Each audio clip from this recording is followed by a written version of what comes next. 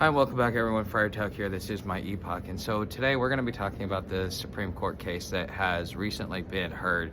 That was brought before the Supreme Court, Bakersfield, essentially. Okay, so what that's going to do, what it is, kind of what makes it important is that the homeless, and I actually wrote a blog on this. If you want to go to hobotuck.com, my written words are going to be a lot better than my spoken words on this, and I want to be brief because I'm hoping that you go over there and you check it out. But really what this boils down to is this prevents a lot of the cities from turning the laws against us, creating ordinances to not only make our lives miserable, but to penalize us for being homeless, because they think we're all drug addicts, criminals, mental health issues. And so getting to listen to this argument or just what was being said in the courtroom. And Justice Gorsuch, I've got to say, I am pretty impressed by the questions in which he asked, because it was him and the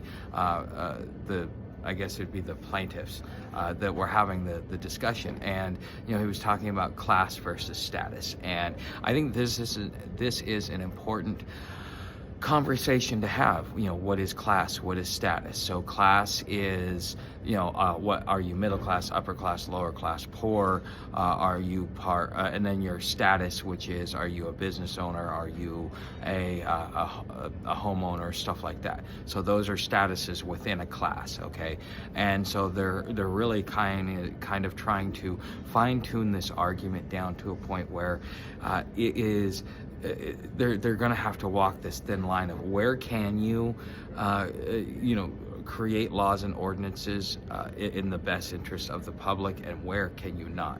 Because they're asking the questions like, well, if you got a drug addict, he can't go into a shelter, so should he receive a fine? And you listen to the guy, he just kind of hem and haws and stumbles all over himself, because essentially Gorsuch ripped apart their argument in a large way.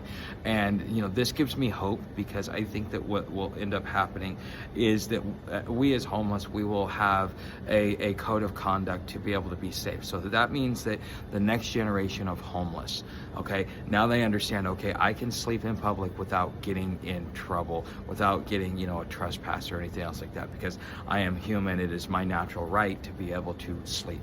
Okay, if I am tired because I've been walking all day, you cannot make a law that prevents me from sitting or standing unless you apply it to the housed group as well, because now I have citizenship rights. Okay, these are important.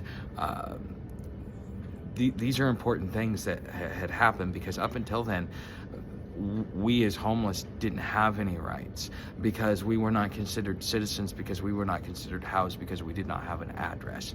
Okay, but now that that the homeless crisis is expanding in the way that it is, now it's coming to a point where we realize that there are people within our own family that are experiencing homelessness, either because of a loss of a job, an injury.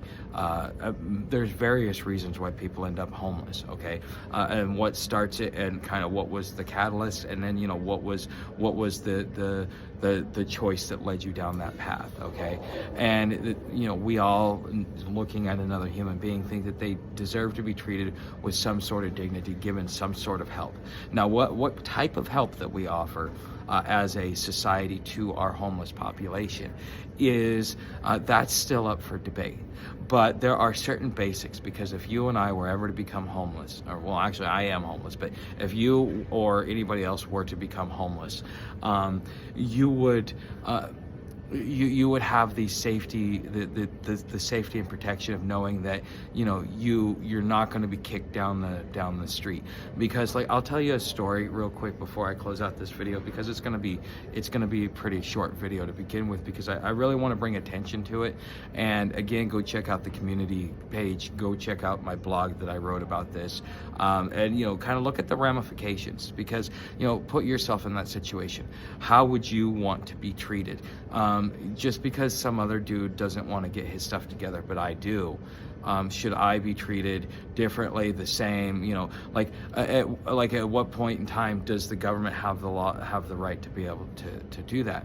Okay, and You know, back in the day, so sleeping in Portland, Oregon, you generally slept under the bridge, or under a bridge, or you slept around the shelter, okay? And those were safe places to go.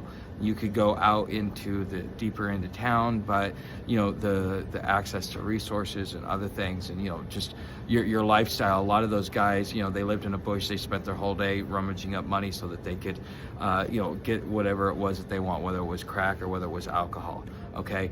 And so you really didn't kind of expand out, because a lot of you stayed close enough to services to where you could do that. And then also most of those services were, at least had some semblance of trying to help you get on your feet. That's why they concentrate on where they do, okay? And it was one of the few times that things were concentrated.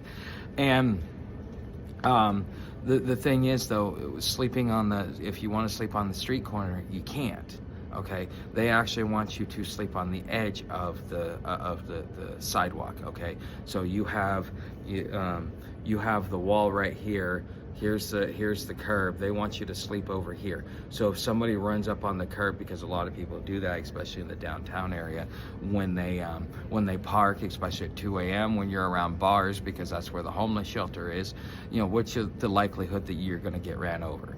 And so I actually almost got into a fight with a security guard because of this, because I'm like, no, you're putting me in a position where I am less safe than I am now. And there are, you know, it's in Portland as well, there was a guy that absolutely hated the homeless, and because of how easy it was to beat up on the homeless, to harass the homeless, to use government agencies to mess with the homeless, this guy would come around about 2 o'clock at night. So I'm sleeping on the doorstep of a Catholic church, and you know, he comes around, he calls the cops show up, and, oh, you need to move, and I'm like, well, historically, then if I need to move, then the 501c3 that this church gets needs to be revoked. And he's like, no, you need to move. Well, what law do you have that is going to make me move? And you know, you've got a little book, show me the law. No, you just need to move. Hops in his car, goes. I didn't move because he couldn't do anything, okay? But there are, and Portland is a kinder city to the homeless. Now, you know, go somewhere like Houston. Houston is really bad. I mean, you kind of have to really hide. I slept in a tall grass field in the middle of the field for about 10 days, just because, you know, you kind of had to hide. You couldn't let anybody see where you slept. You had to, you know, keep everything hidden, because to be homeless meant that you were going to go to jail, that you were going to get harassed, that you were going to get searched. They were going to find things that you had, because just because you were sleeping outside, they had probable cause to wake you up in the morning, to move you along, to make you as uncomfortable as possible. Okay, and you know, this Ninth Circuit Court decision overturned a lot of that precedence, which actually made it a lot more humane. Now, a lot of you may not like some of the eyesores that it creates, but it also brings awareness to it. Okay, and bringing awareness to the homeless problem, the more aware of it that we are, the more in our face it is. Then we're going to fix it, okay? But if we keep, you know, shoveling it under the rug, eventually it's going to get to a point where we can't hide it anymore. You know, pretty soon you're going to have this big old mound underneath your rug, but you can only hide it for so long, okay? And we're reaching that point. And so it's better that it's able to be seen, because then it forces the public to be able to address the issue. And that's the most important part of what's going on here, and the biggest importance of maintaining the Ninth Circuit Court their decision. So anyways, thank you for watching. You guys know how to help the channel: share, become a subscriber, and all the other stuff's down in the description. Thanks for watching.